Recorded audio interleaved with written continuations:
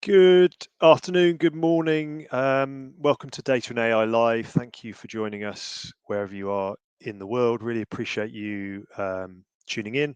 Today, we're going to be talking about how organizations can implement Gen AI in 90 days. And my guest is Katia Walsh, who many of you will already know, two times Chief AI Officer, leading global authority on AI strategy, currently Chief Digital Officer at Harvard Business School. And Katia has a new book out, Winning with Generative AI, which she's co-authored with Charlene Lee, which we'll probably touch on as well. We will get Katia in soon, but just before we do that, a little bit of housekeeping. We're planning to speak to Katia probably for 30 minutes or so, and then we'll go into Q&A after that. So please do get your questions in the comments at any time. As soon as they come into your head, please put those questions in the comments, because I guarantee we'll deal with all of those. Even if not during the show, we will definitely come to all of those questions in the Q&A at the end. So as they pop into your head, please do put them in the comments. Just before we start as well, I'm keen to get a straw poll from everyone watching us as to kind of where you and your organizations are on your Gen AI journey. So if you could just pop into the comments either yes or no, please, as to whether you've implemented Gen AI within your organizations to this point. So either yes or no in the comments. That would be a really helpful thing. And as I say, it'd be great to get a straw poll of where you all are. So without further ado, let me bring in Katia. Katia, good morning. Thank you so much for joining us. We're really thrilled to have you, and yeah, welcome to Data and AI Live. My pleasure to be here, Jeremy. So I guess let's get right to the nitty gritty of it, Katia. Can you really implement Gen AI in 90 days? Yes, you can. Otherwise, we wouldn't be here. Well, thank you for joining us, everyone. That finishes that. So I guess the reason I wanted to ask that first up was that I guess for some people it seems like a sort of a really big beast, and I think there's probably a lot of knowledge gaps.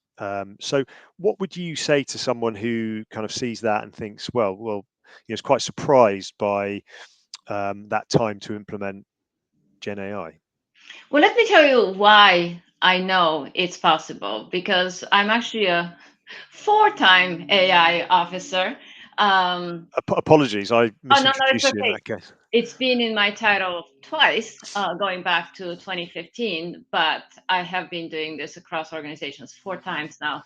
And by this, I mean helping organizations deploy emerging technology, which for the past decade at least has been the combination of data and artificial intelligence to retain their relevance and gain further differentiation.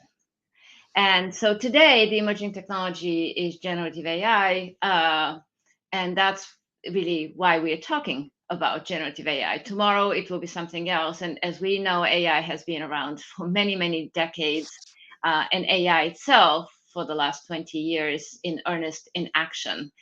But the reason I'm saying that you can implement AI and in general any emerging technology in your organization is because I've done it. I have developed a blueprint. And if I were to summarize it in one sentence, how to do this, it would be to think big. Yes, it is a big beast, as you just said, Jeremy. And that can be actually a really big vision. What can it do for your organization? How does it help you retain relevance and gain further differentiation? But start small. Small doesn't mean meaningless, doesn't mean tiny. It means focused, achievable, pragmatic, and scalable. And that's the third part, scale fast. Make sure that whatever you start with is scalable. So to summarize, think big, start small, scale fast. And that's exactly how we have organized the blueprint of a very pragmatic guidelines. It really is a manual for how to implement generative AI in an organization in 3 months.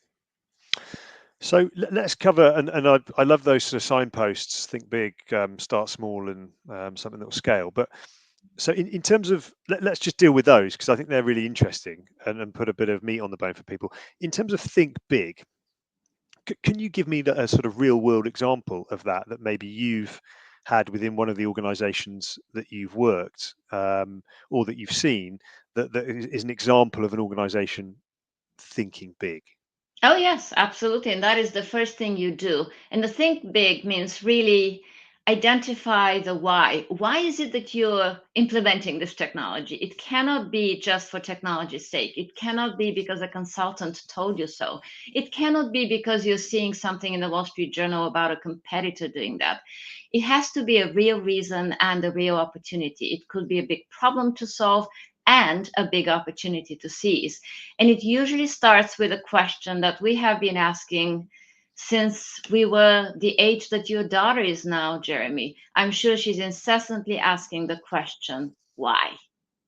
So when we look at our organizations, we have to go back to our 4 or 5 year old selves and really approach things with that fresh eye, an innocent eye, and questioning eye.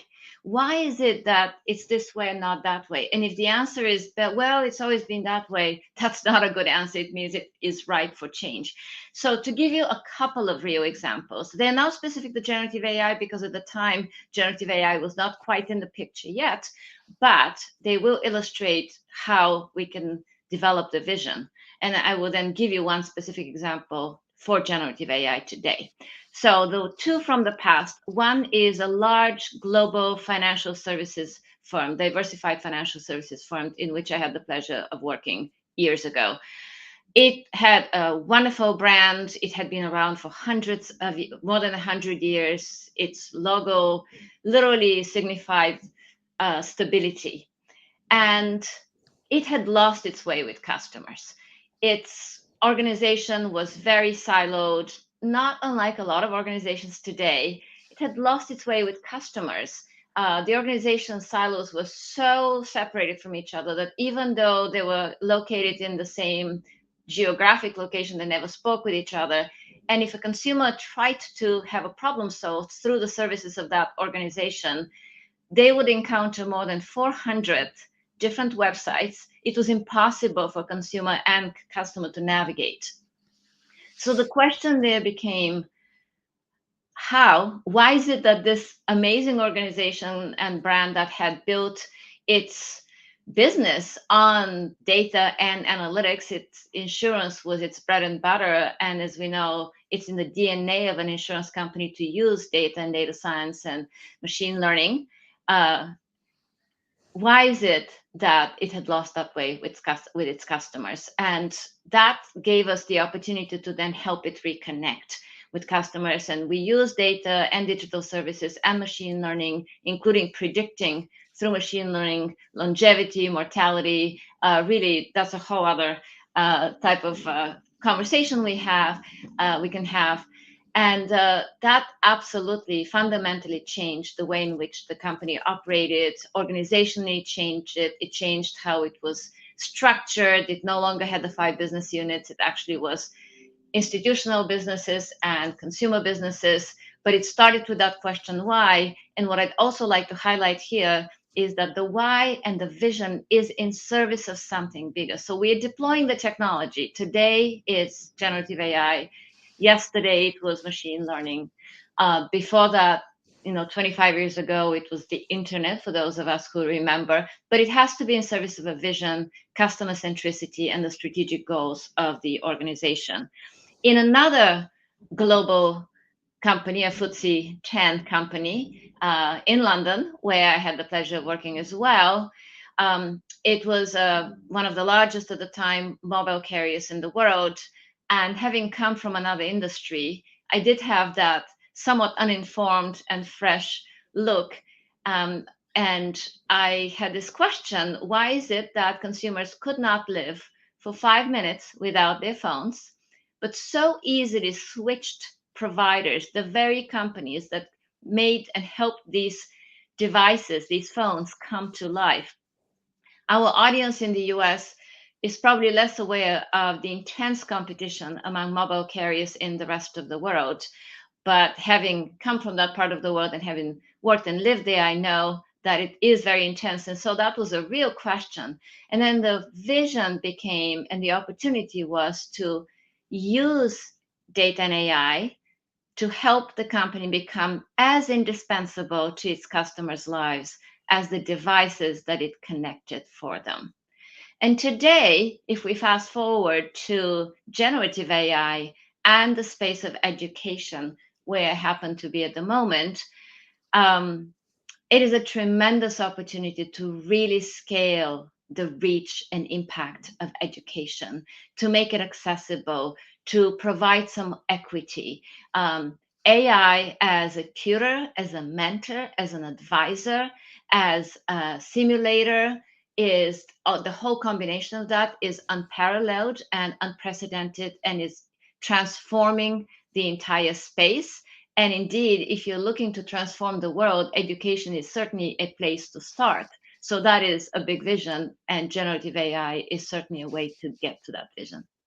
Yeah, very good. So I guess the kind of the overarching lesson is to get started is you mentioned about sort of forget FOMO, forget reading the stuff in the Wall Street Journal, but focus on really big vision use cases within your organization. Well, there are two acronyms here, actually. It's forget FOMO, as you said, fear of missing out, and also forget fogey, fear of getting in. What I'm observing today, having spoken with a number of leaders around the world in technology and in business and not for profit and government and educational organizations, is that for the most part, leaders seem to be sitting at two extremes. They are either jumping so fast that they're not doing so with that vision and alignment to the company's organizational goals and values and overall strategy, or they're waiting for so long that they absolutely risk falling behind. There is an optimal way to go about it in the middle, and that's exactly what the book is about. Yeah, love it. Fogey's a new one for me, so I'm taking that. I like it. I, I I have to credit my co-author Charlene Lee with that. Yeah, good stuff. I guess it's like children, going back to your children analogy. Children are either FOMO or fogey, aren't they? So I guess maybe organisations are similar. Going on to then, moving on to think big, start small. So okay, so let's say you're on the right track in terms of the way you're thinking as an organisation. What is an example of? Oh, actually, here's a good question. What is an example of not starting small and doing it the wrong way? One example of not starting small, and it's really just one that comes to mind instantly, is this notion that you have to get everything perfect. You have to have the perfect strategy, you have to have the perfect organization, you have to have the perfect structure, you have to have the perfect data and the perfect infrastructure and the perfect technology. In reality, perfection does not exist, and one of the other themes that we have as an ongoing kind of reminder in the book is strive for progress, not perfection. Thinking so big and not making it concrete is actually one of the reasons that a lot of chief data officers have not been successful in the past. I'm sure that will resonate with our audience. The tenure of chief data officers is notoriously short for a number of reasons. But one reason is that we have done that to ourselves sometimes. We go into an organization and we think, oh, I need to get, my data house fully in order. That is an impossible, unattainable goal. Data is life. We're recording this, so it is data. It will become data at some point. Anything that is digitized becomes data. And we're living in this age of data is videos. That's why we have generative AI, because we have all this data available to us and not just the structured data in neat rows and columns anymore. So when you look at data is life, you realize that having a perfect data house is impossible. Let's think of, a house. I haven't been to your house, Jeremy. Maybe someday I will, but I can only imagine you have just cleaned it, and your little daughter comes back from a sports game. She drags some mud on her shoes from football, and the dog walks in, and she drags some dirt, and then someone else comes in, throws the briefcase on the floor, and it's no longer a perfect house, and it's not as clean, not because we are not clean, but because that's life. Life is this flow, and that's what data. So it's impossible to get your perfect data house in order. And related to that, a big part of transformation is messiness. If you're not comfortable with messiness, you should not be in that role. If you are comfortable with messiness, it's not enough. So I call it necessary but not sufficient, but it is an important criterion for being able to succeed, being able to deal with the messiness, understand that it will become less messy at some point, and it's up to you to do that. And as part of implementing that strategy, you will deliver some structure, and you will deliver some opportunity to have that optimal balance. And I'll give you an example. I also have a saying of structure without flexibility is bureaucracy. So you don't want so much structure that you cannot deviate and adapt, but flexibility without structure is chaos. And so we want to balance structure and flexibility in the implementation of emerging technology, including generative AI. Yeah, no, important point. And so what then is a good example of starting small? So one good example is to really, so that actually takes me to the 12 weeks of the book. And if I were to look at this book, which is Winning with Generative AI, Your 90-Day Blueprint for Success, that's the title that we settled on, because it is really a manual. It's not a theoretical book. There are many great books about AI. This is not about the history of AI. It's not about the future of it necessarily. It's really a very practical guide, a manual for how to go about it. But if I were to look at it as a play, it's a 3-act play with an epilogue and a prologue. The epilogue is really about the importance of this technology. It truly is the most transformational technology in our lifetime. And I'm saying that as someone who has spent her lifetime and career so far in technology and doing exactly what I said, helping businesses thrive on technology change. I was in graduate school when the internet was coming onto the mainstream as well. My dissertation was one of the largest first experiments on digital channels effectiveness. Uh, it was about credibility of online sources, which is shockingly even more relevant today. And that was absolutely revolutionary, as we all know. It changed the world and the way we do business and the way we live.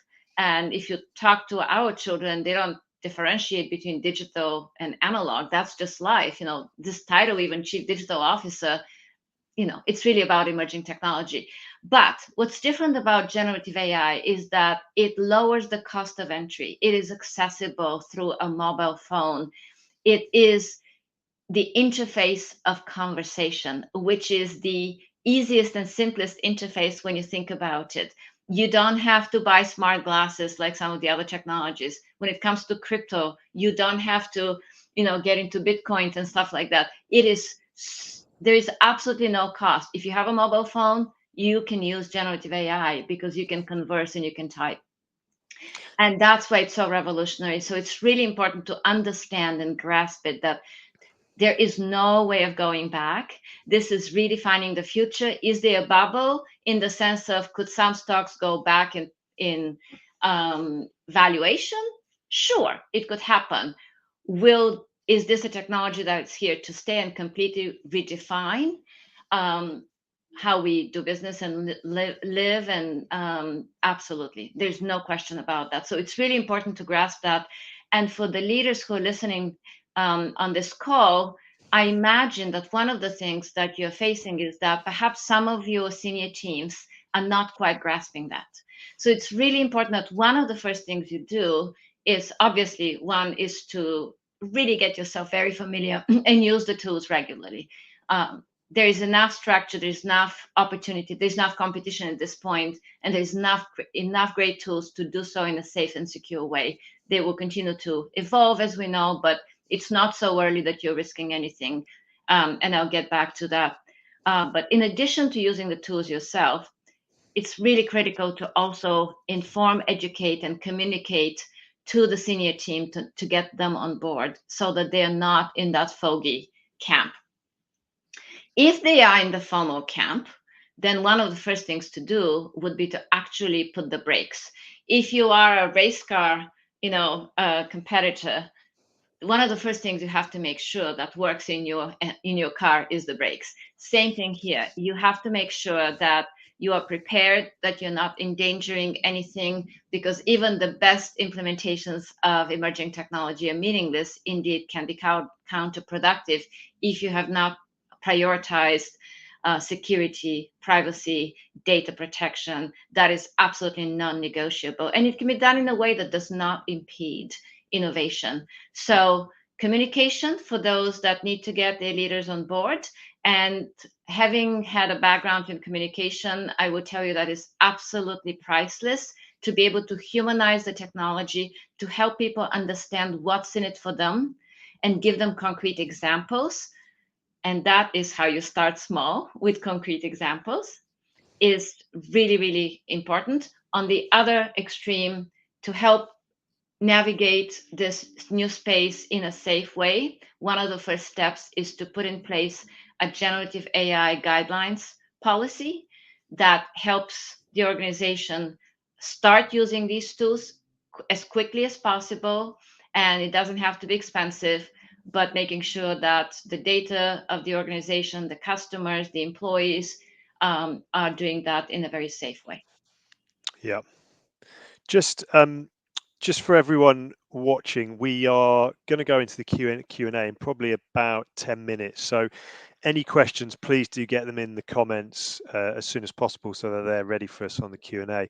Just going back to your point, Katia, because you spoke earlier about the sort of the emerging technologies over the last couple of decades and trends, and I guess you spoke about data science and ML and and and the tenure of chief data officers and often the difficulty chief data officers have in terms of success and probably implementing um, data science successfully. Do you think that Gen AI has a lower barrier potentially to success No um, question, no or question. not? Because what is different in this case is when I go back to, data and data science, for the most part, until recently, it has required sophisticated technical skills. And I'm saying that as someone who has trained hundreds of people in machine learning, including people who had no background whatsoever in statistics or coding. I trained not on my own, but my organization and with the help of many others. We trained 200 people at my previous employer, Levi Strauss and Company, in machine learning, most of them who had never seen code before, designers, people in distribution centers, in manufacturing. Um, but they still needed training. They still needed some kind of skills, even an initial skill set to be able to automate. So instead of using manual processes or spreadsheets, they would be trained so that they could write scripts in Python and automate things. In this case, you don't need that anymore.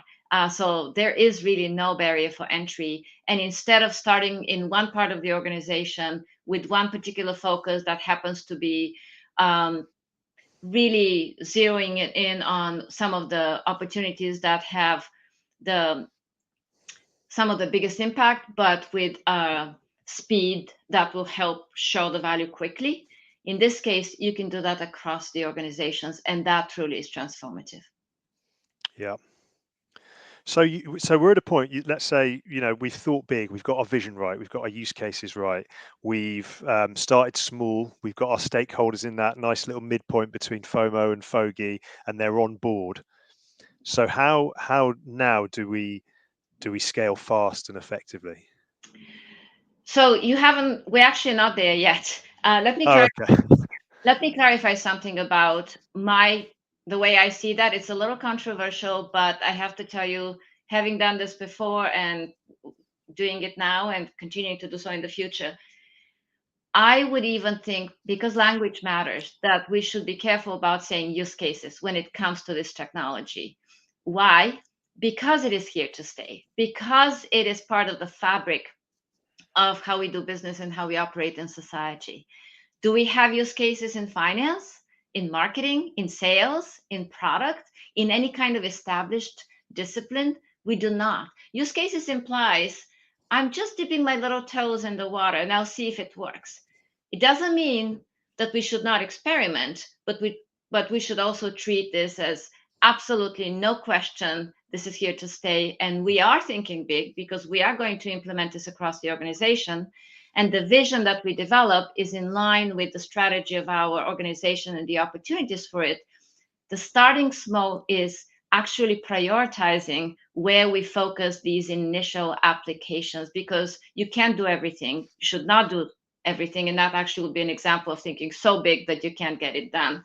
Um, and to prioritize these initial applications, there is not necessarily a groundbreaking, but important formula. And I call it the 3 S's: speed to value. Sorry, the first one is size of value, size of value.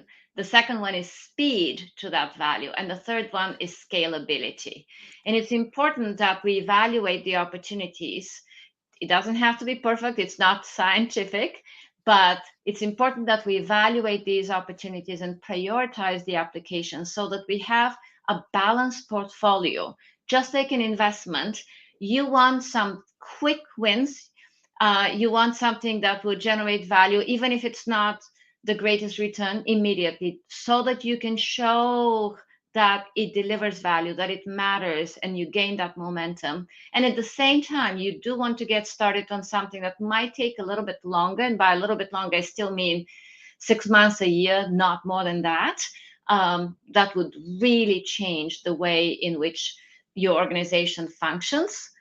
So you want to have that balance. Yeah, yeah, no, good point. And I think your point about, hmm, After you have done that prioritization, then you create your roadmap for the next 18 months. So instead of an annual one, which happens to be the norm, but there is no real reason, it's actually what we found, Charlene and I, is that what's an optimal plan and roadmap is an 18-month one. So 6 quarters instead of 4. We call it the 6-quarter walk. And every quarter you update, you refresh. It's an ongoing living document, your strategy and roadmap. But it's important to write the strategy and to write the roadmap, because without writing them down, they do not exist.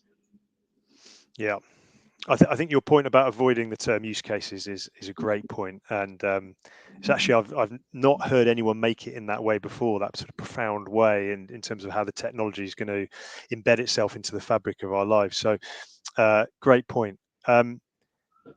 So, in terms of we're at that point, as I described, we've thought big, we've started small. How do we then scale fast and effectively? So we have started in a focused way, meaning that we have started either in a certain area or with certain applications, again, that are using those 3 S's, based on that, grounded in that, and giving us a balanced portfolio. Um, and that's where the scalability comes into play. Even when we assess the opportunities and the applications to focus on initially, um, let's take one example of what I'm doing currently with my team. So we are looking to really reinvent the way in which education is accessed around the world. Big vision. How do we start on that? We start with one tutor bot, one course assistance for one course, one bot. In the span of 2 weeks, we developed a prototype that was not just focused, but also quick. And they are absolutely related. If you're not focused, you would not be quick. And we put it in the hands of users immediately, and we tested it, and we put it in production within 6 weeks, which is pretty quick, especially when you look at education and the speed at which that particular area happens to operate for the most part. And as we began testing it and saw that it works, and continued to develop it, we then developed another course assistant for another course, but based on the same code, basically growing that same agent. And we continue to do so. We now have 5 or so of these agents, and it's become a multi-agent knowledge system that is not just differentiating, it also will give the opportunity to users, whether it's educators, teaching assistants, learners, leaders.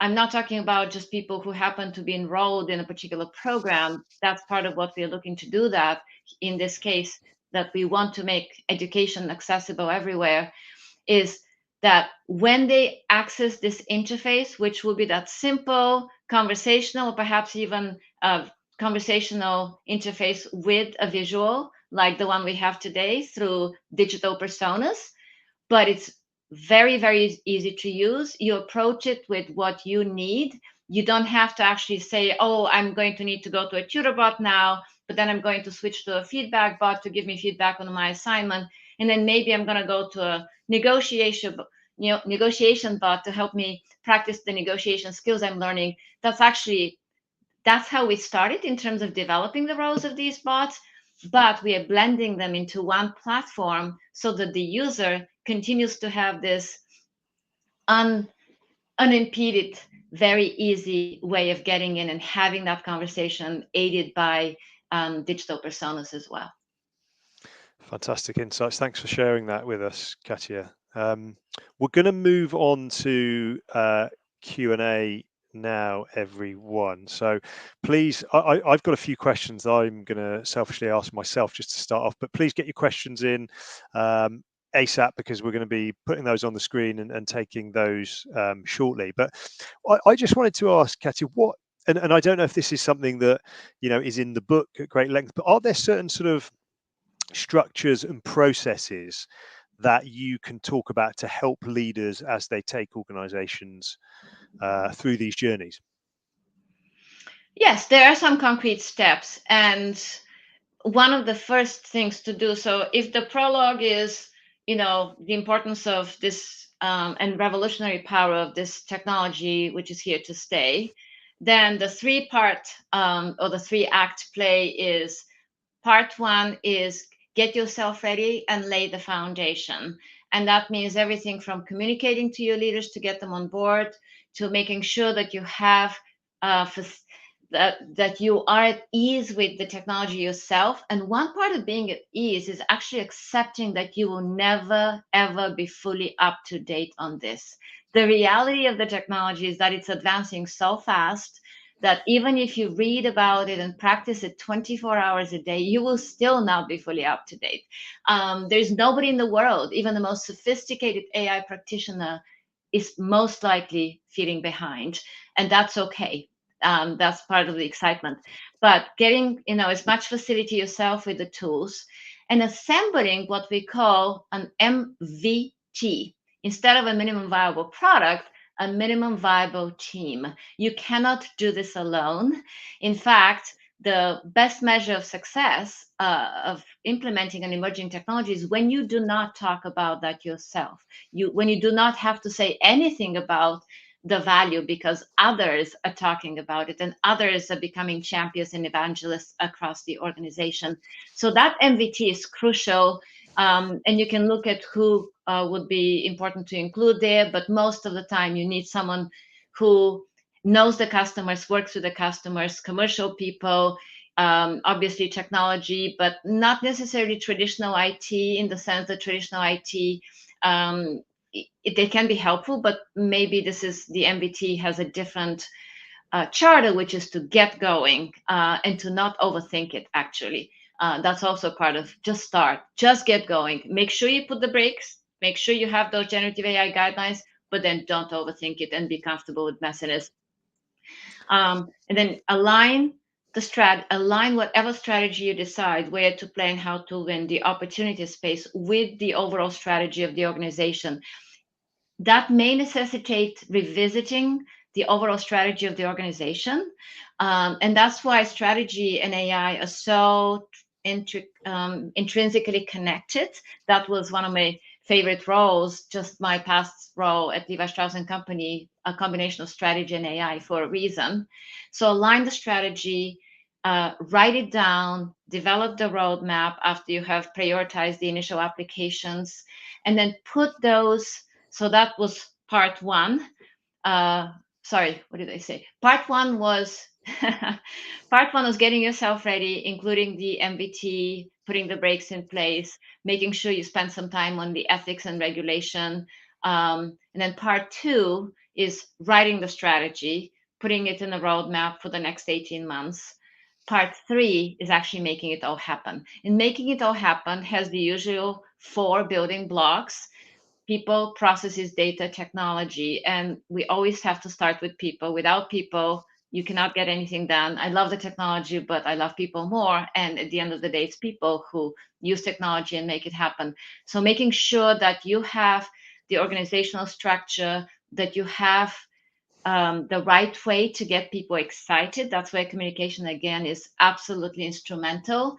That you have a way to train people. And most importantly, as a leader, you have to change yourself and how you lead, because the organizations that will be most successful with AI are not those that will necessarily shed FTEs, not those that are going to automate everything and shed FTs. The organizations that will be most successful with AI are those that truly use the technology to complement human brain power and human interactions, augment and complement them, not necessarily replace them. We know they're not replaceable, and that may be a whole other topic for another podcast.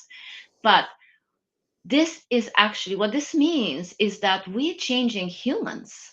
We're changing the nature of the workforce. We're changing how employees think and how leaders should interact and think about working with employees. And so, one of the biggest challenges that leaders will face, and probably already are facing, is leading what we call, Charlene and I, leading superhumans, humans who are augmented by AI. We are not yet equipped to do that. Today's leadership is about giving answers. The leading of superhumans is about asking questions. So that's an entirely different mindset. So people is a big part of the building block. Processes, you have to make sure that you have those structures and processes, whether it's the usual agile and product teams, or as I mentioned earlier, non-negotiable security, privacy, data protection, ethics, processes and structures. The third one is, of course, the data. Just because I said it's not possible to get your data house in perfect order doesn't mean that data is not important. It is absolutely imperative to have data, any data you can get your hands on, always with permissions, of course. But it's magical what can happen when you marry different data sources together, sources that had never met before. And then, of course, the tech stack, the infrastructure. You want to make sure you have the optimal blend of buy and build to the extent that matters. You're not building everything yourself. At the same time, you're not so overly dependent on one vendor or just on vendors that you never make that a fabric of your own organization. You do need some expertise in house in addition to partnering with vendors. Great stuff. We're going to come to Lisa. We're going to come to your question shortly, but I just wanted to explore quickly, Katia, this idea of MVT, minimum viable team, because I think it's a really important practical point and probably an area where there's a lot of sort of misunderstanding or information needed in organisations. So, just for example, when you started, let's say, with Levi's as opposed to when you started with Harvard, was your minimum viable team different because of the size scale of those organizations, or is there always a sort of is there always a minimum viable team structure that whatever organization you're in you're going to need? Can you unpack that a bit for us? Yeah, it's absolutely transferable across different organizations of different size and scale. Minimum is important. It really is. You're not boiling the ocean. You're not trying to get everyone involved. That will happen, but it will happen later, not as the starting point. You do need, because you cannot do this alone, you do need a team of people who think like you in the sense that they're innovative and that they like to push things through and get them done. At this point, you don't need what we call the worried skeptics, whose usual reaction is to always say no. And compliance is important. And depending on the kind of people you have in compliance, you may want to get them involved early. We've talked about privacy by design for years now. That absolutely remains the case now. But Don't worry if you don't include everyone. You will have the opportunity to do so. You just need to get going. And is there a magical number? Um, Less than 5 is probably too few. 10 is probably too many. So maybe 5 to 7. Um, and there's nothing scientific, as I said, about it, but it's just based on a lot of experience getting to success in a very concrete way with otherwise pretty amorphous technologies that happen to intimidate people. Yeah. And in your view, that sort of 5 to 7 number, they should be a combination of technologists and Not commercial folks, or really technology, not much of technology. I think you are probably enough. What you want to make sure you have is your commercial person, your customer and operations person, certainly your human resources leader, because so much of generative AI is connected to how people do their job. So that is absolutely a new kind of person in the team. So the size doesn't change, but the composition might change slightly. yeah, great advice for data leaders out there. So thanks for that. So let's get on to, sorry, Lisa, we've been sitting on your question for a couple of minutes as we've gone slightly off topic. Lisa asked, what do you think applications of AI could be to address wicked problems like climate change? Well, first of all, I know Lisa, so thank you for attending. Great to see you, Lisa. And I love that wicked word. It's actually Boston, where I am based now, is famous for saying wicked all the time. But I talk about vexing problems, and that's part of what I enjoy in terms of deploying emerging technology, because it can help us solve vexing problems. Climate change is a big one. Obviously, there is a huge vision, not just big. And that's where we start small as well. And I'll give you one example from having worked in the apparel retail industry. When I got into Levi's, I really did not have any kind of understanding of what contributed to climate change the whole fashion industry was. Levi's, no. Levi's had taken early and very pioneering measures to actually be a contributor to sustainability, but the industry as a whole actually happens to still create a lot of waste. So AI is one of the perfect tools for helping us achieve and optimize for several things at once.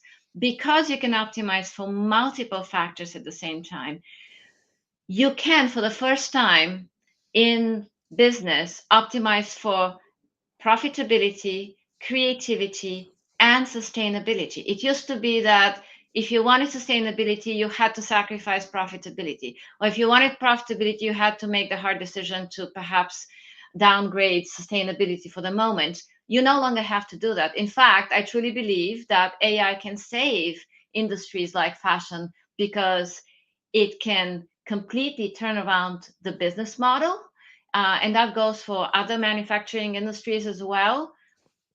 It used to be that you manufacture, then you sell.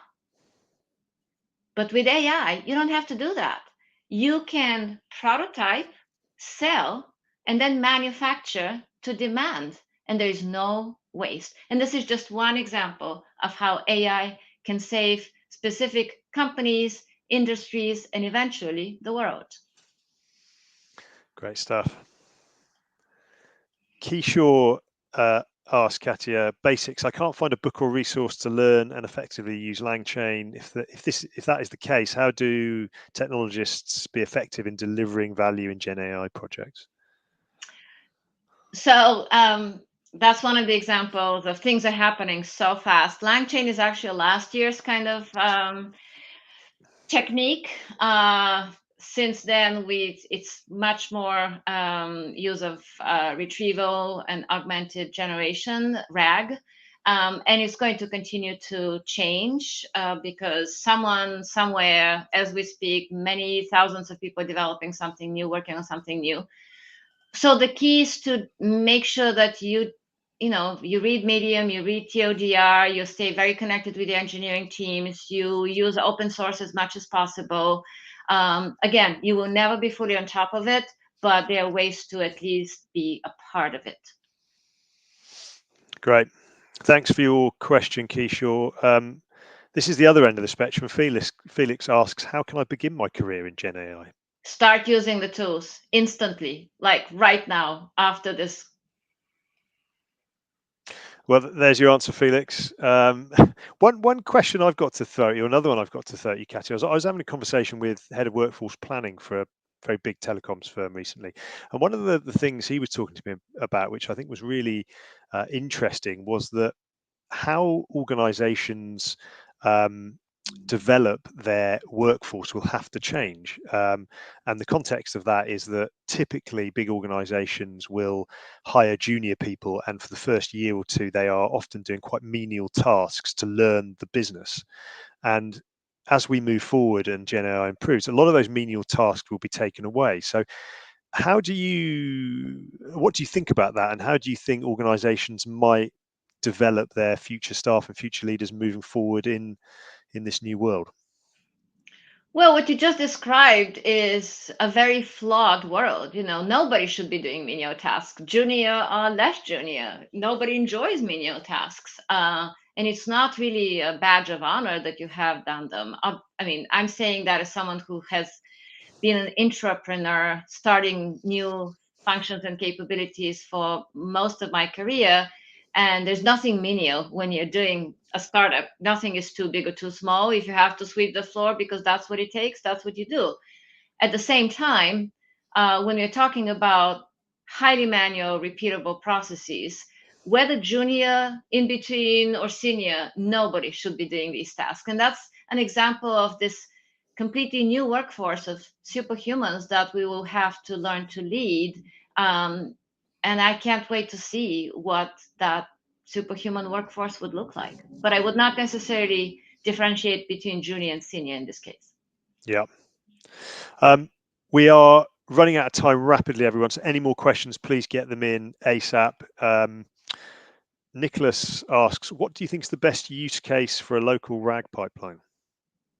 So I would turn this around and I would say, Nicholas, happy to, engage with you a little bit more, but um, generally we do not start with a question about what's a use case for a technology. We start with what's the vexing problem you need to solve on, or what is the opportunity that we can seize because we have a right to play, because we have unique talent, skills, capabilities that will set us further apart.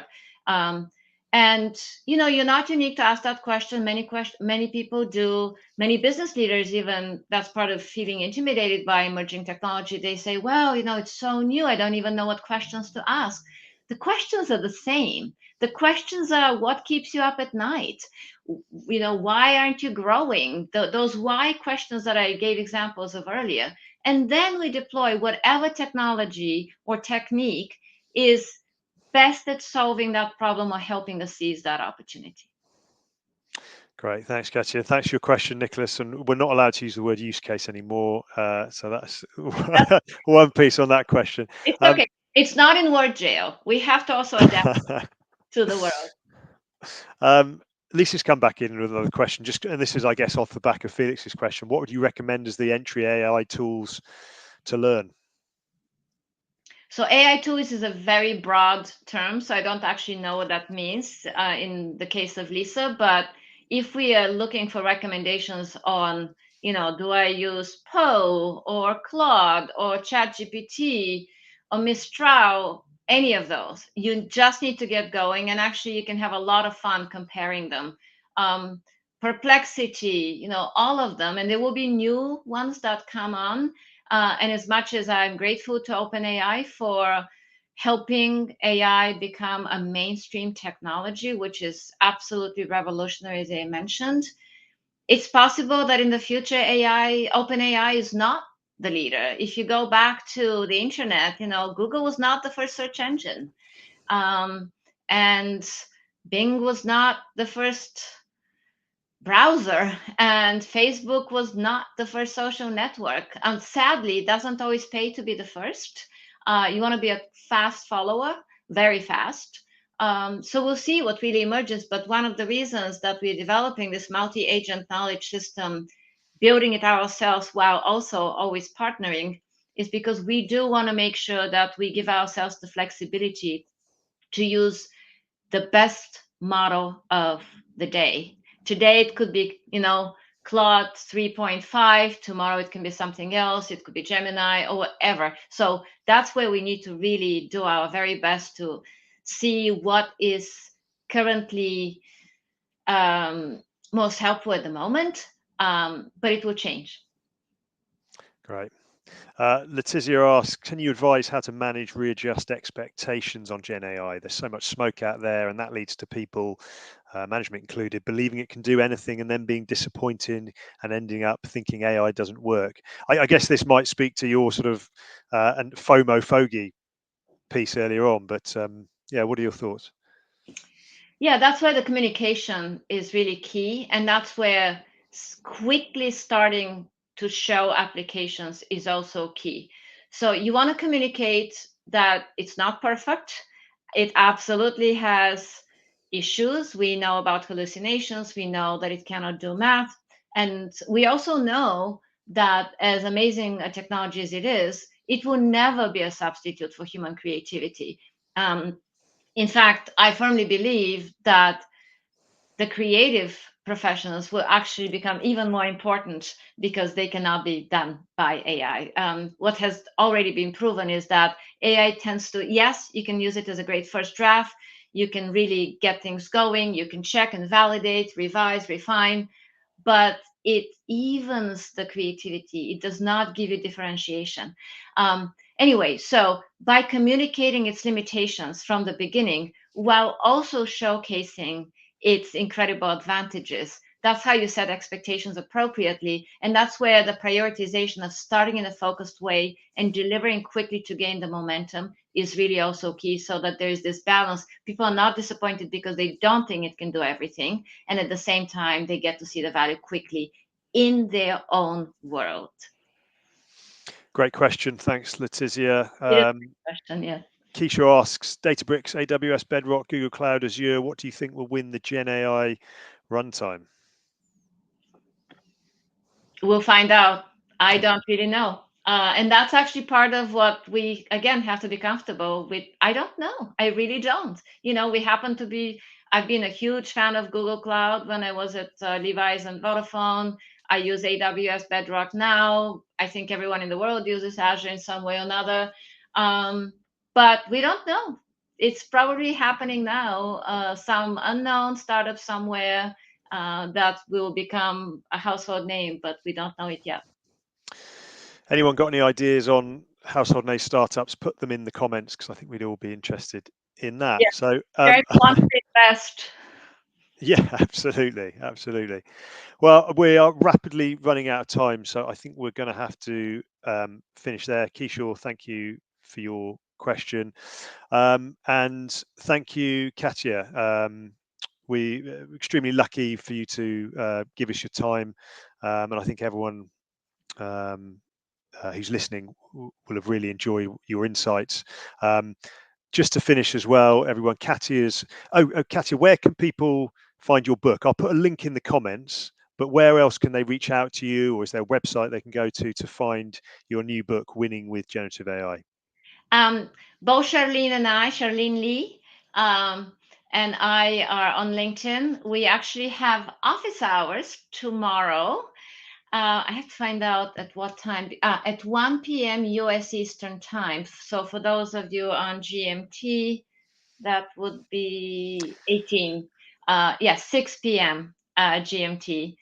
So we have office hours. You can go to Charlene Lee on LinkedIn and find the invitation to attend. And that one will be an entire hour where we just answer your questions. And I will, thank you for reminding me, Jeremy. I will also just put on my LinkedIn feed now a link to the office hours so people can sign up and attend. And we can answer any question there that we were not able to answer today. And you'll also get the immense pleasure of meeting my co author, Charlene Lee, the author of 6 New York Times bestsellers on implementing technology in business. Wow. Well, everyone, do log on to office hours. Do buy Katia's book. She really is one of the most experienced people globally in this space. I don't think you'll be disappointed. And yeah, once again, Katia, thank you so much for giving us your time. Really appreciate it. My pleasure. And LinkedIn is at Katia Walsh. Great. Yeah, I'll put all the links in the comments. Right. Thanks, everyone. We'll see you on the next one. Bye bye. Thank you, Jeremy, and thank you for a great audience question. Pleasure. Bye bye.